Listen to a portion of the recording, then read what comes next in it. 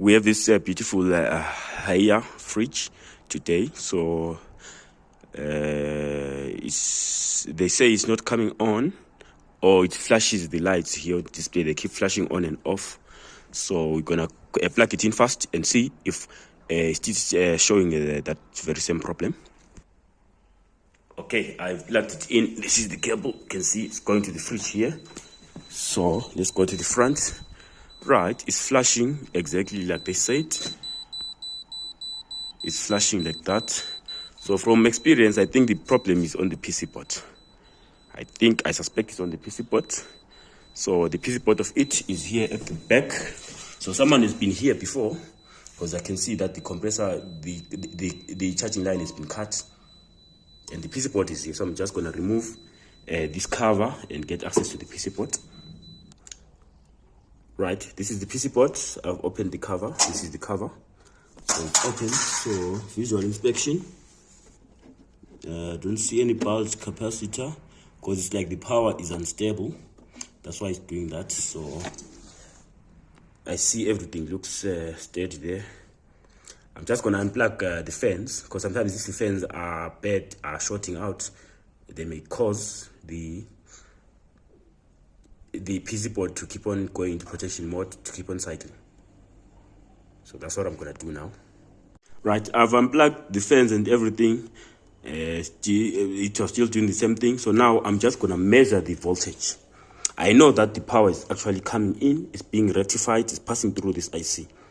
I'm gonna measure the output voltage on this diode and these caps to see if it's stable or not. If it's not stable, then I know that my fault is somewhere here, close by. Could be the opto, could be the IC, could be the capacitor itself. They don't look bad, but sometimes they can be bad, but I don't think so. So I'm gonna desolder even this one, and the TL431 IC here also. I'm gonna check it.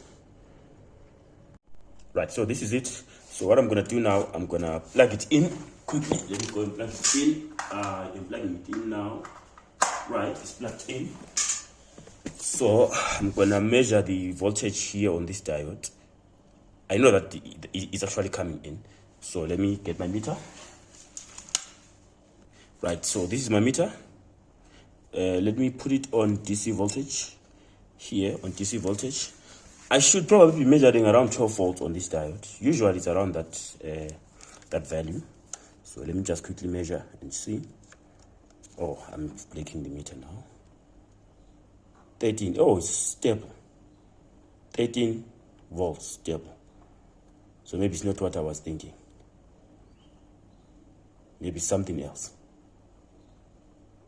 Maybe something else. Let me continue checking. Well, while I'm still here, let me also measure the 5 volts, because the 5 volts is very essential. It's essential because it's the voltage that the processor IC uses. So we can maybe measure the 5 volts, see if we can also get the 5 volts. So this short. Let me put my meter nicely. Let me put it here, and then it should be 5 volts here. Oh, I've unplugged it. Let me just quickly plug it back. Right, it's plugged in. It's plugged in. So let's just quickly check. 5 volts stable. So 5 volts is also stable. Maybe let me go back to the fans. Maybe there's something that I missed. Let me go back to the fans. Maybe something is shorting out the power, because the voltages are stable. Okay, now I see the problem. So I've plugged in only the display. You can hear the beeping sound. It's the display of this thing. I've unplugged excuse me, everything else. And now watch the voltage. When you plug in the board, you can see they're saying 8 volts, which is very low. It's too low, and it's fluctuating. 8 volts should be around 13.2 according to the board. And the 5 volts also is very low. It's too low, and it's fluctuating. So I think the issue is here on the power section. Maybe this capacitor, I'm suspecting maybe. Oh, turns out it was just this capacitor. I first tried to change this one, and nothing changed. And then I changed this capacitor here, close to the IC. So this is the capacitor I took out. It provides VCC voltage, for this IC. This is the switching IC, which is the transformer in a buck converter, like a buck converter, because here there's 300 volts. Here you're gonna get 13 volts. So this IC is switching this MOSFET here. But this, for this IC to work, it needs power. It gets power from this capacitor.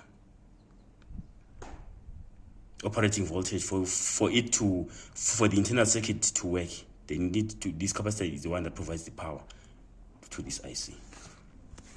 So that's what I've done. And going to the front here, you can see, let me open it. Oh yeah, you can see there. So now it's coming on and it's stable, and the buttons are even responding. Yeah, they're responding, you can see. Okay.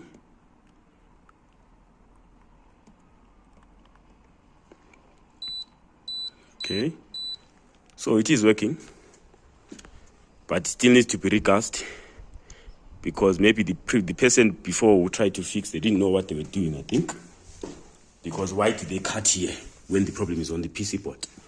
So now it's a double job, because they were not supposed to cut here, because it's cut, you can see here. So all the gas that was inside, it escaped. So it needs to be recast. I don't think the compressor is bad.